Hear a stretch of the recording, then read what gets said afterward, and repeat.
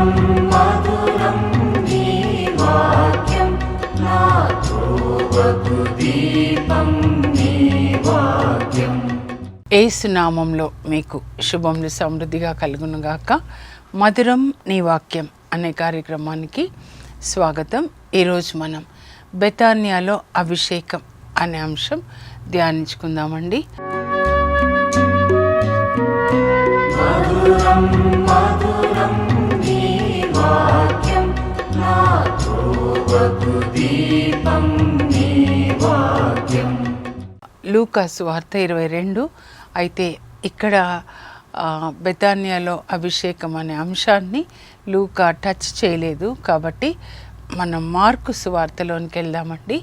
Mark సువార్త 14వ అధ్యాయంలో 3 నుంచి 9 వరకు, అలాగే యోహాను సువార్త 12వ అధ్యాయంలో 1 నుంచి 8 వరకు.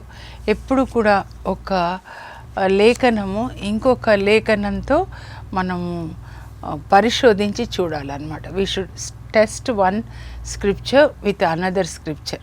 కనీసంగా 4 సువార్తలు ఉన్నాయండి. అయితే మత్తయి, మార్కు, లూకా 3 ఒకేలా ఉంటాయన్నమాట. అందువల్ల వీటిని సినాప్టిక్ గాస్పెల్స్ అంటారు.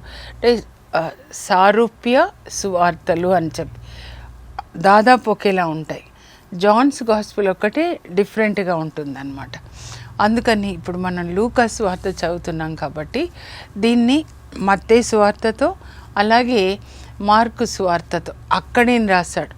పరిశుద్ధాత్మదేవుడు బుధవారం రోజు పరిశుద్ధ వారంలో ఆయన బెతానియాలో ఉంటారు. కుష్ఠరోగి సిమోను ఆ ఊరిలోనే ఉంటాడు. యేసు ప్రభుని భోజనానికి పిలుస్తాడనమాట. పిలిచినప్పుడు ప్రభు భోజనానికి వెళ్తారు.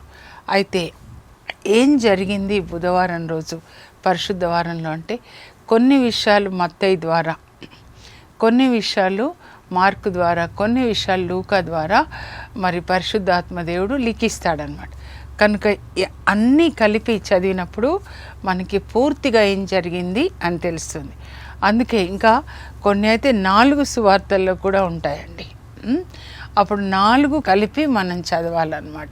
ఇప్పుడు పరిశుద్ధ వారంలో నిన్నటి దినాన యేసు ప్రభు దేవాలయంలో చివరిసారిగా బోధిస్తాడండి. అందులో ముఖ్యమైనది ఏంటి అంటే 2 ఆజ్ఞలు అన్నమాట. పాత నిబంధనలో 613 ఆజ్ఞల్లో ప్రధానమైనది ఏది అని ధర్మశాస్త్ర బోధకుడు ఆయనను ప్రశ్నించినప్పుడు అప్పుడు యేసు ప్రభు చెప్తాడు, 1 కాదు 2 ప్రధానమైన. అంటే దేవుణ్ణి ప్రేమించే వాళ్ళు పొరుగు వాళ్ళని ప్రేమించాలి అని చెప్తాడనమాట. ఊరికే ప్రార్థనలు చేసుకుంటూ కూర్చుంటా అలా అని కాదు. బైబిల్లో యేసు ప్రభు ఒక మనిషిని ఇంకొక మనిషితో కనెక్ట్ చేయడానికి వచ్చారండి. ఒక మనిషి ఇంకొక మనిషికి సహాయం చేయాలి, ప్రోత్సహించాలి, ఎంకరేజ్ చేయాలి, ఓదార్చాలి, రోగిగా ఉన్నప్పుడు పరామర్శించాలి, అలా అన్నమాట. ఆ తర్వాత దేవాలయం నుంచి బయటికి వచ్చిన తర్వాత ఓలివ కొండ మీద కూర్చొని అప్పుడు యుగాంతపు సూచనలు అలాగే తుది తీర్పు ఈ 2 కూడా బోధిస్తారండి. ఇంకా సాయంకాలానికి యేసు ప్రభు శిష్యులు అందరూ కూడా వాళ్ళు బెతానియాకు వెళ్ళి మరియా, మార్త, లాజరు వాళ్ళ ఇంట్లో విశ్రాంతి తీసుకుంటారు. ఆది, సోమ, మంగళ, బుధ. ఈరోజు బుధవారం. ఈ రోజున ఉదయం లేవగానే యేసు ప్రభు శిష్యులతో కలిసి ఇక్కడ ఈ మరియా, మార్త, లాజరు ఇంట్లో విశ్రాంతి తీసుకుంటున్నాడని అప్పుడు ఒక ఆశ కలుగుతుందండి. కుష్ఠరోగి సిమోన్ అంటే ఊరి బయట ఉంటారు. కుష్ఠరోగుల్ని ఊర్లో ఉండడానికి అనుమతించరు అనమాట. యేసు ప్రభు ఇక్కడ ఉన్నాడు వీళ్ళింట్లో అని ధైర్యం చేసి వీళ్ళింటికి వస్తాడనమాట. అప్పుడు యేసు ప్రభుని అడిగి ఉంటాడనమాట, ప్రభా అందరి కుటుంబాలకు వెళ్తున్నారు, మా ఇంటికి రారా, మా ఇంటికి ఎవ్వరు రారు ప్రభా, కుష్ఠరోగి అని కుష్ఠ ఉంది అని ఊరి వెలుపల ఉంచారు, మీరు రండి ప్రభా. యేసు ప్రభు అంటారు, తప్పకుండా నేను వస్తాను అని చెప్పి వాళ్ళ ఇంటికి వెళ్తారనమాట. అంటే ఎందుకు వెళ్తున్నారు ప్రభు అంటే, నిన్ను ప్రేమిస్తున్నాను నేను, లోకం వెలివేస్తుండొచ్చు కానీ నీవు నాకు అమూల్యమైన బిడ్డ. లూకా సువార్తలో కీ వర్స్ ఏంటంటే, మనుష్య కుమారుడు తప్పిపోయిన దాన్ని వెదకి రక్షించడానికి వచ్చారు. ధనంలో తప్పిపోయినాడు జక్కయ్య, పాపంలో తప్పిపోయి ఉంది సిమోన్ ఇంట్లో ఒక పాపాత్మురాలు వచ్చి క్షమాపణ పొందుతుంది కదా. అలా వీళ్ళు అనారోగ్యం వచ్చి తప్పిపోయినారు. నేను నిన్ను ప్రేమిస్తున్నానని చెప్పడానికి వాళ్ళతో కలిసి భుజిస్తారండి. ఇదండి ప్రార్థన అంటే. యేసు ప్రభులాగా అందరితో కనెక్ట్ చేసుకొని ఆ దేవుని ప్రేమను అందరికీ పంచిపెట్టడం అన్నమాట. యేసు ప్రభు ప్రేమ ఎంత అమూల్యమైనది, ఎంత కరుణ చూడండి. అయితే ఇంకా అంతేకాదండి, మీరు యోహాన్ 12వ అధ్యాయం చూస్తే 1 నుంచి 8 వరకు, ఇంకా ఇది బుధవారం అన్నమాట. పాస్క పండుగకి యాక్చువల్గా 2 దినాలే ఉంటుందన్నమాట. అప్పుడు యేసు ప్రభు కుష్ఠరోగి సిమోన్ ఇంటికి భోజనానికి వెళ్ళాడు. ఎంత గొప్ప విషయం అండి. కుష్ఠరోగి ఇంటికి వెళ్ళాడంటే ఎంత వినయం, ఎంత ప్రేమ. ఆయన హృదయాన్ని మనం అర్థం చేసుకోవాలి. ఒక్కొక్క సంఘటన ద్వారా మనం ఎప్పుడైనా వాళ్ళ ఇంటికి వెళ్తామా? కుష్ఠరోగిని తాకి కూడా మత్త 8లో నాకు ఇష్టమే నీకు శుద్ధి కలుగునుగా, కానీ ఆయనని తాకి స్వస్థపరుస్తాడు. కుష్ఠరోగి ఎవరు తాకరు కదా. ఇంకొక అద్భుతమైన సంగతి ఏంటంటే, వండర్ఫుల్ థింగ్ ఇక్కడ ఏంటంటే, అక్కడ కుష్ఠరోగి వాళ్ళ ఇంట్లో యేసుప్రభు భోజనానికి వస్తున్నాడు అంటే మరి మార్తమ్మ వెళ్ళి వంట చేస్తూ ఉన్నారండి. ఎంత మంచి హృదయం ఆమెది కూడా చూడండి. ఎప్పుడు మనం మరియమ్మ యేసుప్రభు పాదాల చెంత కూర్చొని ఆమె వాక్యాన్ని వింటుంది, చాలా మంచిదే. కానీ ఇక్కడ మార్తమ్మ చూడండి, వాళ్ళ ఇంటికి వెళ్ళి, కుష్ఠరోగి ఇంటికి వెళ్ళి అక్కడ ఆమె వంట చేస్తుంది అన్నమాట. ఇంకా అందరూ భోజనానికి వచ్చారు, బంతిలో కూర్చుంటారు కదా, కూర్చొని భోజనం చేస్తున్నారు. అది లాజరు వాళ్ళ గ్రామం అని చెప్తున్నారు. ఆ పంక్తిలో యేసుప్రభు కూర్చున్నారు, చాలామంది వచ్చారు. ఆ తర్వాత లాజరు కూడా ఉన్నాడనమాట. లాజర్ని చూడడానికి కూడా వస్తారు, ఎందుకంటే లాజర్ని యేసుప్రభు లేపుతారు కదా.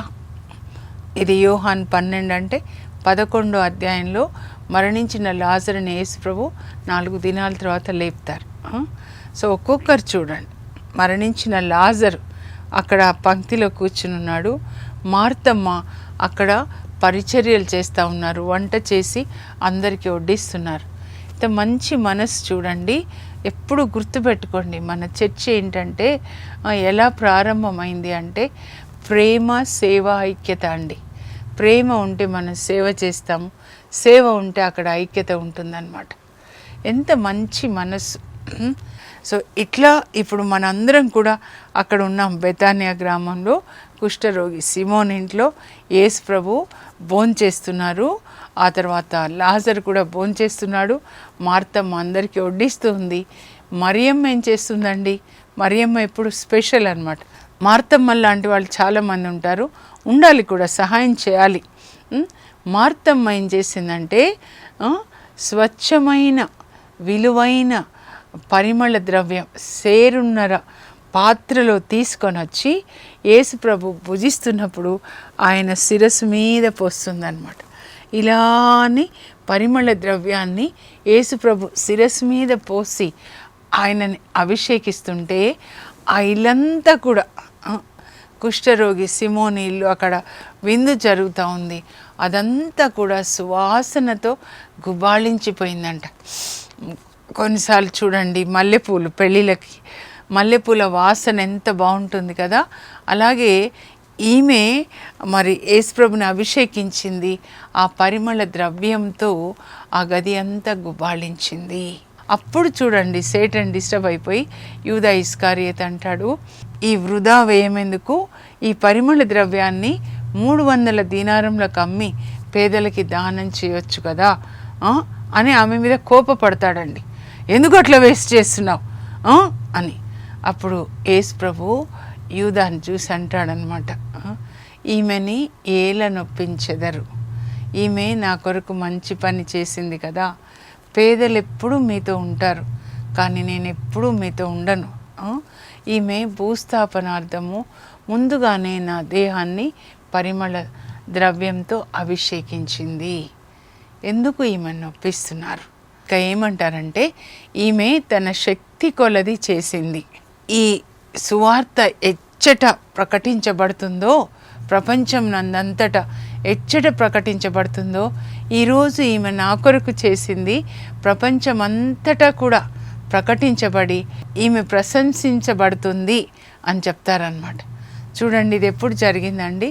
2000 సంవత్సరాల క్రితం బెతానియా అనే గ్రామంలో ఒక కుష్ఠ రోగి సిమోన్ ఇంట్లో ఈమె మరి యేసు ప్రభుని అభిషేకిస్తుంది. కానీ ప్రభు అంటున్నారు, ఈమె తన శక్తి కొలది చేసింది. ఎంత అప్రిసియేషన్ అన్నమాట, అభినందిస్తున్నారు. మనల్ని నలగొట్టి సేవకు పిలిచినప్పుడు మన జీవిత సాక్ష్యము, మన సందేశము స్వచ్ఛమైన పరిమళ ద్రవ్యంలాగా ఉంటుందన్నమాట. తన శక్తి కొలది చేసింది, ఏమీ దాచుకోకుండా డబ్బంతా దాచుకొని దాంతో పరిమళ ద్రవ్యం కొని యేసు ప్రభుని అభిషేకిస్తుంది. కనుక ప్రపంచమంతటా కూడా ఈ సువార్త ఎక్కడ ప్రకటింపబడితే ఈమె చేసింది ఈమె జ్ఞాపకార్థం ప్రశంసింపబడునని మీతో నొక్కి ఒక్కానిస్తున్నానని చెప్తారు. ప్రపంచమంతటా 2000 సంవత్సరాలు ఈ బెతానియా మరియని గురించి ప్రకటించబడుతుంది. శక్తి కొలది చేసింది. యేసు ప్రభు మెచ్చుకున్న స్త్రీ అండి ఈమె. మనం కూడా ప్రభు కొరకు మన శక్తి కొలది చేయాలండి. అనేక ఆత్మల్ని ప్రభు కొరకు మనము సంపాదించాలి. పరలోకానికి వెళ్ళినప్పుడు పౌలు రాస్తాడు తెస్సలోనిక పౌరులను గురించి. ఏమంటాడంటే, యేసు ప్రభు ఇక్కడ వచ్చిన అప్పుడు మా ఆనందము అతిశయం మీరే. ప్రభా, ఇదిగో ఇంతమంది ఆత్మల్ని నేను సంపాదించాను. లేదనుకోండి, ప్రభు దగ్గరికి వెళ్ళిపోతే వీళ్ళు కూడా వెళ్ళిపోతారు కదా. వాళ్ళందరూ చెప్తారు, ఎలాగమ్మా మీరు రక్షణ పొందారు, ఎలాగమ్మా మీరు తెలుసుకున్నారు నన్నంటే, పౌల్ని చూపించి ఆయన పరలోకానికి వచ్చినప్పుడు గొడ్డలతో నరకగానే ఆయన పరలోకానికి వస్తాడు కదా. వచ్చినప్పుడు వాళ్ళందరూ ప్రభుకి చెప్తారనమాట, ఈయననే మాకు సువార్త బోధించింది అని. అందుకని పౌలు అంటాడు, మా ఆనందము అతిశయము మీరే. పరలోకానికి వెళ్ళినప్పుడు నేను పొగడుకోవాల్సింది ఏదైనా ఉంటే మీరే. అవును ప్రభా, వీళ్ళందరూ నా బిడ్డలు ప్రభా అని చెప్పుకుంటాడనమాట. అలా మనం కూడా ఆత్మల్ని సంపాదించాలి. పరలోకానికి ఈ శరీరాన్నే తీసుకెళ్ళలేం, ఇది మట్టిలో కలిసిపోతుంది అన్నమాట. కానీ మన ఆత్మ వెళ్తుంది. మన ఆత్మతో పాటు అనేక మందిని తీసుకొని వెళ్ళాలి. పౌల్లాగా అన్నమాట. శౌరి వారు 10 లక్షల ఆత్మల్ని తీసుకొని వెళ్ళారు. మనం కూడా పరలోకానికి తీసుకెళ్ళవలసింది ఆత్మలు. కనుక ఈ ఆత్మ ఒక పొలం లాంటిది. ఇప్పుడు వర్షాకాలం విత్తనాలు వేస్తున్నారు కదండి. మన హృదయంలో వాక్యం అనే విత్తనాలు వేయాలి. అవి మొలిచి పెద్ద వృక్షమయ్యి మరి ఆకాశ పక్షులు గూళ్ళు కట్టుకోవాలి. అనేక ఫలాలు ఫలించాలి. అప్పుడు ఆ ఫలాలు అనేక మంది తినాలి అన్నమాట. ఈ జ్ఞానాన్ని దేవుడు మనకి ఇవ్వాలండి. ఈమె గురించి తన శక్తి కొలది చేసింది ఆమె. ప్రభు కొరకు మీ శక్తి కొలది చెయ్యండి. అదొక్కటే పరలోకంలో మీ ధనం. ఆత్మల్ని సంపాదించండి. ఇంకా ఆ తర్వాత ఎవరెవరు ప్రభు కోసము పనిచేశారు స్త్రీలు మనం చూస్తే సెయింట్ హెలీనా అన్నమాట. యేసు ప్రభుని ఇప్పుడు గెత్సెమనే తోట నుంచి ఆయనని తీసుకొని వచ్చి మరి రాత్రిలో రోమా సైనికులు కైఫా ఇంటికి తీసుకెళ్తారండి. మేము కూడా చూసాము. అప్పుడు మెట్లు ఉంటాయన్నమాట. ఆ కైఫా ఇంటికి తీసుకెళ్ళేటప్పుడు ఆ గోడ మీద ఎలా ఆయన నేర్చుకొని వెళ్ళారో అవి కూడా అంటే ఎన్గ్రేవ్ చేశారు మెటాలిక్ దాని మీద. ఆ మెట్లు కొన్ని సెయింట్ హెలీనా రోమ్కి తీసుకెళ్ళి అక్కడ పెట్టారంట. ఒక స్త్రీ నిలబడిందండి. 325 నుంచి మీరు చూస్తే యేసుప్రభు 312లో రోమా చక్రవర్తి కాన్స్టంటైన్ ఆయన పట్టుకుంటారనమాట. ఆయన యేసుప్రభుని అంగీకరిస్తారు సొంత రక్షకునిగా.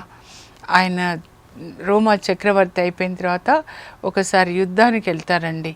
వెళ్ళినప్పుడు ఆ యుద్ధంలో ఓడిపోయేలాగా ఉండి వాళ్ళు ఆ రోజుకి యుద్ధం అయిపోతుంది, తిరిగి వస్తున్నప్పుడు ఆకాశంలో ఒక దర్శనాన్ని చూస్తారు. అక్కడ ఎర్రని సిలువ కనబడుతుంది. దాని క్రింద రాయబడి ఉంటుంది, you will conquer by this sign. ఈ గుర్తు ద్వారా నువ్వు జయిస్తావు అని. ఈ గుర్తుతో అప్పుడు అమ్మ మా మమ్మీ ఆరాధించే జీసస్, వాళ్ళమ్మ యేసు ప్రభుని ఆమె ఆరాధిస్తుంది అనమాట, సొంత రక్షకుడు. మా మమ్మీ ప్రార్థించే జీసస్ అని మళ్ళీ వాళ్ళు క్యాంపుకు తిరిగి వచ్చిన తర్వాత పెద్ద ఫ్లాగ్ మీద రెడ్ ఎర్రని సిలువ ఎంబ్లం కుట్టించేసి ఇంకా వాళ్ళ ఆర్మీ నడుస్తుంటే ముందు ఇద్దరు ఆ ఫ్లాగ్ పట్టుకొని వెళ్తారనమాట. యుద్ధానికి వెళ్తే వాళ్ళకి ఎంత ఉత్సాహం ధైర్యం వస్తుందంటే వాళ్ళు గెలుస్తారండి.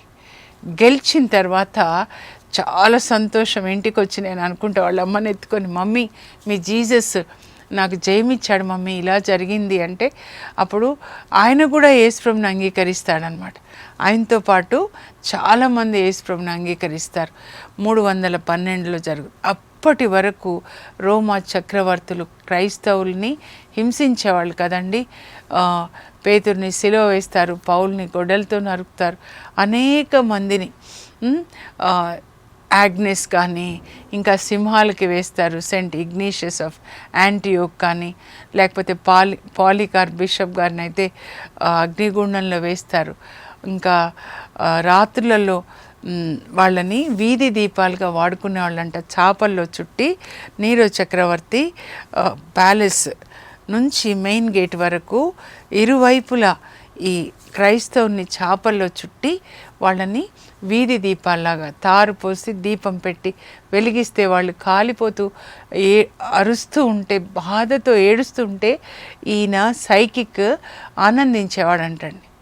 ఎంతమంది కానీ యేసు ప్రభు 312లో రోమా చక్రవర్తి కాన్స్టంటైనోపుల్ని పట్టుకుంటారు. అప్పుడు ఆయన యేసు ప్రభుని అంగీకరిస్తాడు. ఇంకా అప్పుడు రోమ్ అంతా కూడా క్రైస్తవ దేశంగా మారిపోతుంది అన్నమాట. అయితే మొదటి చర్చి కట్టించింది ఎవరు?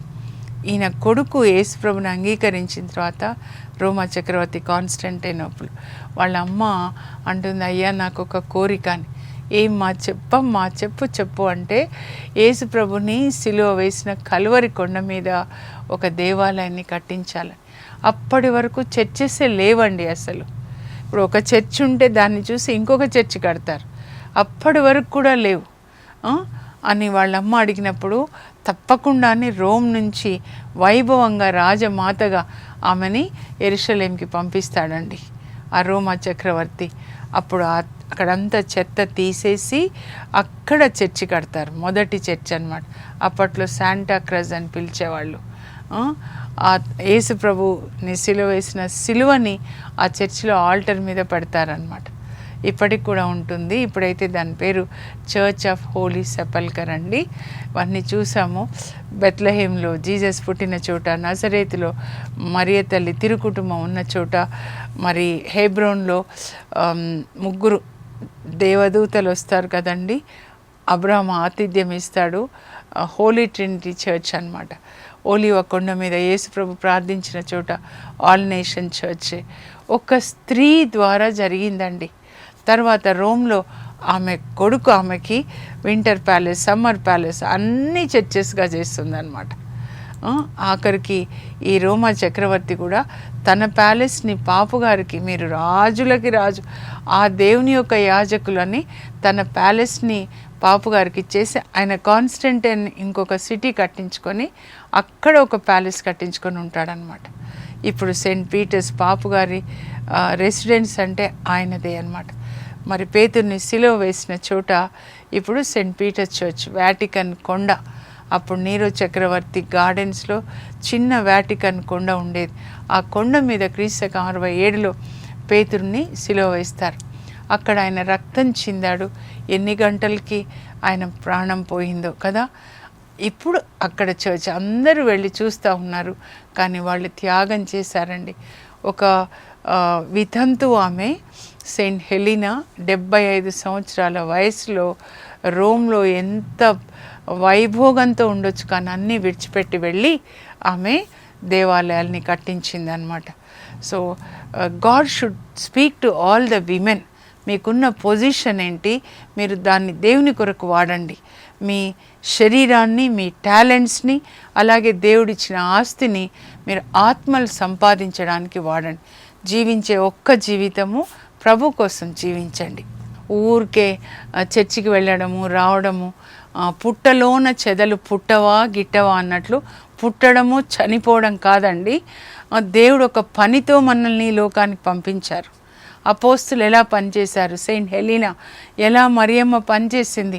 చాలా మరియమ్మలు ఉన్నారండి, 7 ఉన్నారు, మనం ధ్యానించుకున్నాం కదా. అందరూ కూడా దేవుని కొరకు వాళ్ళ జీవితాలను ఇచ్చారు. మార్తమ్మ, మరియమ్మ. మనం కూడా అలా ప్రభు రాజ్యాన్ని కట్టాలి. పరలోకానికి వెళ్ళినప్పుడు ఎన్ని ఆత్మలు సంపాదించావు అదొక్కటే ప్రశ్న వేస్తారు.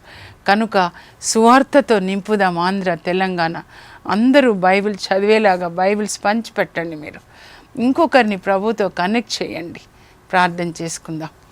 పరలోకపు మా తండ్రి, మీ పరిశుద్ధ నామం నాకు స్తోత్రం కలుగును గాక. ప్రభా, ఈరోజు విన్నాం మరి యేసు ప్రభు కుష్ఠరోగి సిమోను ఇంటికి మరి భోంచేయడానికి వెళ్ళాడు. నేను నిన్ను ప్రేమిస్తున్నానని చెప్పడానికి.